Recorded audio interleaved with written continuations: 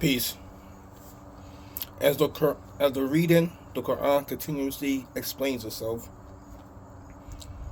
It will show you how there is no statement needed to accept and trust in it. No statement needed. There's no ashhadu an la ilaha illallah wa ashhadu anna Muhammadan abduhu wa rasuluhu or whatever other kind of statements like that. And no other prophets had that either. There was no a bit when there's just no God but God and Moses the messenger or Jesus the messenger. It's none of that stuff. Over and over again in the reading, it states La ilaha illallah over and over again. Allahu la ilaha illahu al-hayyul qayyum over and over again, right? And there's no mention next to it or putting Muhammad next to it. There's no statement or phrases where Muhammad's name is mentioned next to that statement. Now, I believe it's 63:1, ayah 63:1. It states, and when the hypocrites come to you, they say, we bear witness that you are the messenger of God. And God knows that you are his messenger. Right? Boom. Let's get to it. 9:5.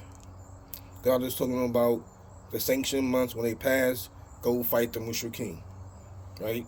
Then God says, but if they repent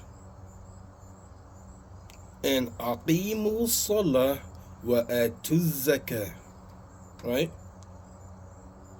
Then let them go their way. God is forgiving, merciful. It doesn't even say anything about them to stop being a mushrik.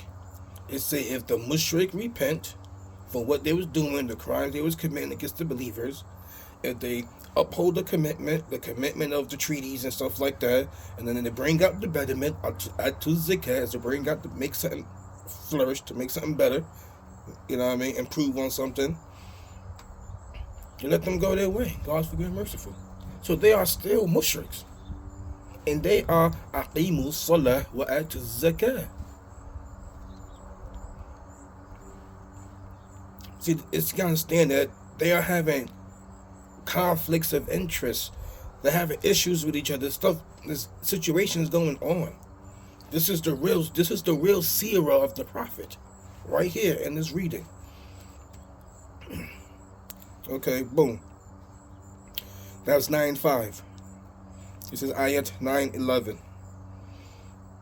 You could read the ayats before to get the better context of what's going on. But if they repent and uphold the commitment, aqimu salah, and bring out the betterment, wa atu zakah, then they are your brothers in the deen. It says nothing about no shahadah. The word shahadah is not even in these words. It's not even in this. So as long as they repent from the actions they were doing against you and stuff of that nature, then they are your brothers in the deen, in the doctrine. And we detailed the proof for people who know. They know. They live in it. They know. I'm not there present with them. I want with the Quran and whoever it reaches. Hey, it reached me years and years and years and years later after this happened. Okay. In ayat 2070, this is about Moses, when Pharaoh called the magicians, and Moses and them had a little, pretty much, the incident with the snakes or whatever. And the magicians fell in submission, sajda, right? They fell in submission. They said, we trust in the Lord of Aaron and Moses.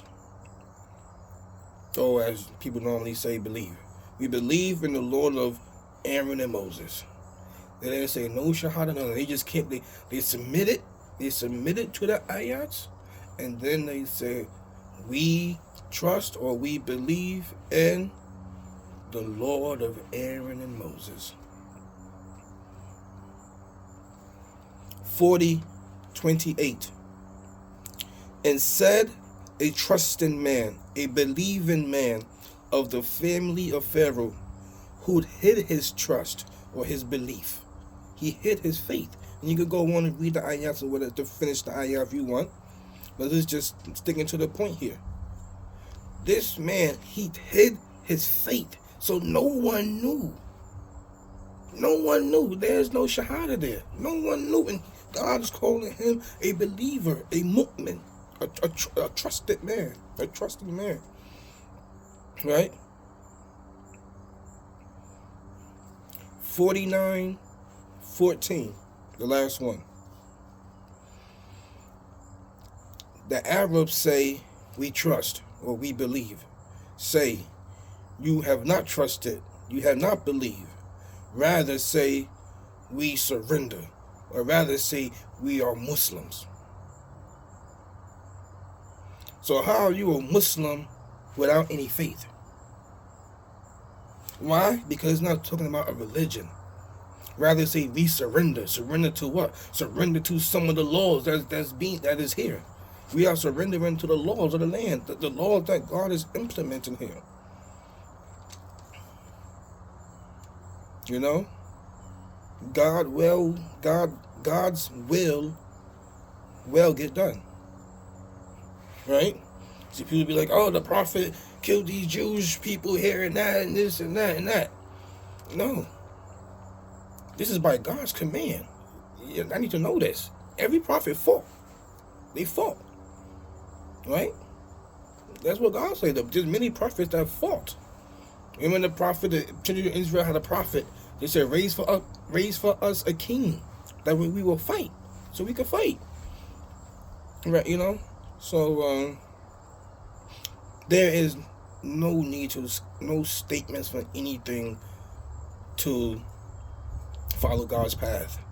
All you do is follow God's path. If you accept it and you trust it and you think that it makes sense to you and it's clear to you, whatever, boom. All you gotta do is pick up and follow it. There is no rituals. There's no type of like physical routinely action that you have to do. You know what I'm saying? All you do is read it and follow the good of it. That's it. That's all you do. Peace.